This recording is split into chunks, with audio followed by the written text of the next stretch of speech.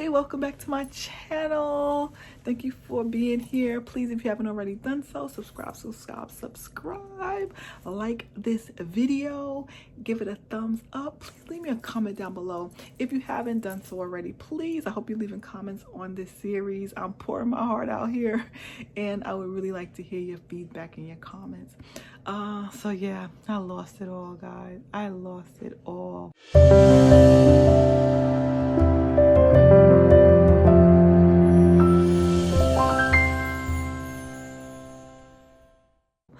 But not right away. It took a while. So this is where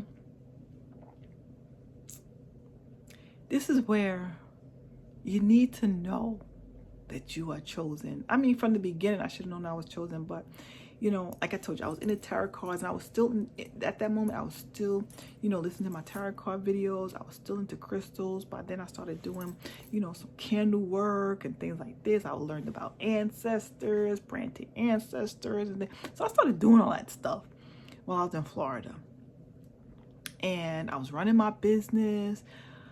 And guess what? I started to get lonely. That was nothing but the enemy. When I say that, that's how you need to know you are chosen. I started to get lonely. And I couldn't believe, for the first time in my life since I've been on my own, since 15, I was literally on my own. Like, it hit me like a ton of bricks. I had never been on my own before, ever. 15, I was with my aunt, you know, my sister. Then I moved with my daughter's father. Then I moved to Florida with my grandparents. Then I was living with my first husband, you know, even though he wasn't there all the time, but he was still coming back and forth. I never lived on my own. I was never on my own. Then when I met, you know, Red, he started staying with me. I never was on my own. Then we got our own apartment together for 20 years, just about. I had never been on my own. So now I'm like on my own with these children. I'm running a business. I'm like overwhelmed. I'm crying. Should I go back to New York? This is a lot. Like, I'm just like, I didn't have a car. Well, yeah, I didn't have a car in Florida because a couple years before that, my husband got it towed away, and we were going through some financial difficulties, and we never got the car back. So I was lonely. I was depressed, even though I had my sister, but she was working all the time. She worked at Disney World, so she was at work most of the time, and I just felt so alone, and I felt so lonely. And so what I started doing, I got online and started dating. Big mistake. I mean, that was probably the biggest mistake I ever made. I got online, started dating, met a couple guys, started going out on dates. And then I met this one guy, and I started seeing him more regularly. And at that time, I didn't know what I was doing. Like, I had never dated before. Like, I hadn't dated in over 15 years, 17 years. Like, I don't know what, I wasn't dating. I wasn't out there. I didn't know what to expect. I was a little pond. I was a little fish in a big, big pond. And it was brutal for me. It was brutal. And these guys, they just want to have a good time. They're not looking for no wife. They're not looking, you know. I'm not saying none of the guys are, but I didn't know how to vet out guys, because I was just used to, you know, seeing somebody, not really dating, and then now you're exclusive. Like, that's how it used to be. Not anymore, you know. So I didn't know what to expect. I didn't know. So this guy, I'm not gonna say he conned me. I mean, he didn't con me out of any money because I didn't have any. I mean, but, you know, he got things from me that he shouldn't have. And because of that, I became obsessed. Like, I was kind of obsessed with him, you know, like, in my mind, we go together now. You know, we go together. But I don't think that was in his mind. Well, I know that wasn't in his mind. And I was still healing. I didn't heal. I was still living in trauma, from a trauma perspective. I was still traumatized from my marriage. I was still traumatized from what I went through. I was still traumatized. And here I am bringing this trauma now, you know, to a relationship. It wasn't really a relationship, but even he said, oh, you trying to recreate? And I told him about, you know, my husband, what he did. He said, oh, you trying to recreate that toxic relationship? Not with me, not with me. He's like, I'm not doing no toxic relationship. I didn't know how to be in a non-toxic relationship. Is that sad? I did not know how to be in a regular relationship. All my relationships have been toxic. All of them. I've only had really 3, and they've all been toxic.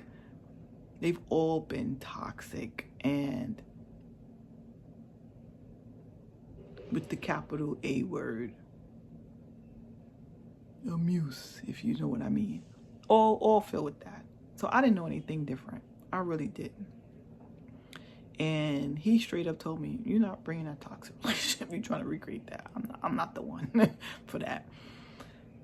But me being obsessed over trying to, and then I wanted marriage again. So even though silly thoughts I was having, silly me at the time.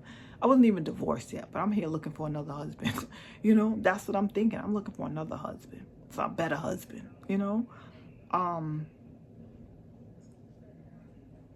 So because of that, I lost focus. I lost focus on my business. I lost focus. I lost focus. So I stopped making as much money as I was. My focus was elsewhere.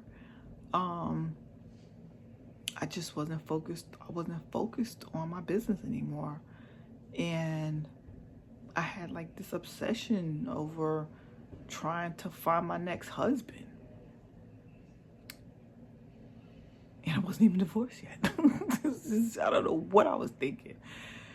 So I'm like, maybe the devil did get me, because I'm just like, when I think back, I'm like, what was I doing? What was I doing? What was I thinking? I wasn't. So I had to leave that house because I was like, I told the landlord we was renting, I'm like, I can't afford this anymore, because now my income was going down. Income is going down significantly. And I was paying, you know, for that type of house. It wasn't cheap. And I was paying for air and water. I'm not air, gas, water, electric, you know, things like that. So I had to move. I had to move from that big old beautiful mini mansion to a condo, which was cute. It was cute, but it was in the boondocks. It was in the boonies. And it was a cute condo though. And it was a little less than what I was paying over there. And then by this time, me and my sister we had a conversation, and I told her that she couldn't stay with me anymore. At this point, I really wanted my own. I didn't really want to live with anybody, or I didn't want anybody living with me except for my kids. I just wanted my own, so I could do what I wanted to do. You know, I made that decision. Like, I need my own. I want it for myself. And so we moved, and cute condo. It was cute. It was cute. And I'm still messing with this guy I met online. Nothing serious. It's just not something. But I'm still dating. Like, I'm dating online and things like that. But again, I'm still not focused. Honestly, I'm still not focused. I'm not. I'm just like winging it, you know, making a couple $1,000 here, a couple $1,000, but I'm not doing anything consistent. And I'm just like, I don't know how long this is gonna last. How long I'll be able to live like this? Like, I don't even know how I did it for as long as I did. Nothing but God when I look back. But I was not focused. I was just not focused. I was not focused. And then, like I said, when I lost it all, I got sick. I got sick. And when I say I got sick, I was sick in the hospital. I was in the ICU. I didn't know what was wrong. I couldn't get up. I couldn't walk. Like, I couldn't breathe. My heart was palpitating. I was weak. I had no energy. I didn't know what was wrong with me. I didn't know what was wrong with me. I thought I was dying. I lost like 30 pounds. I mean, in a short amount of time. Every time I got on the scale, every day I got on the scale, I lost a pound. Like every day. I'm like, every day I'm losing. Like, I lost like a ton of weight. It was just terrible. I felt terrible. I didn't know what was wrong with me. And then when I ended up in the hospital, they told me I had my kidneys were bad and my liver didn't look good. I'm just like, what? But it was because of my pressure. My pressure was extremely high. And they said, well, they didn't say I had a stroke, but they said I had a little bit of bleeding in the back of my brain.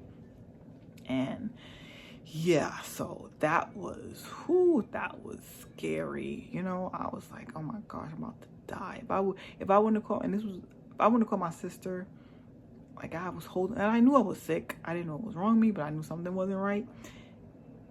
And it wasn't until that last minute, like, I just couldn't take it anymore, because I was feeling like this for months. And I was like, no, you know, I'll kick it. It'll go away.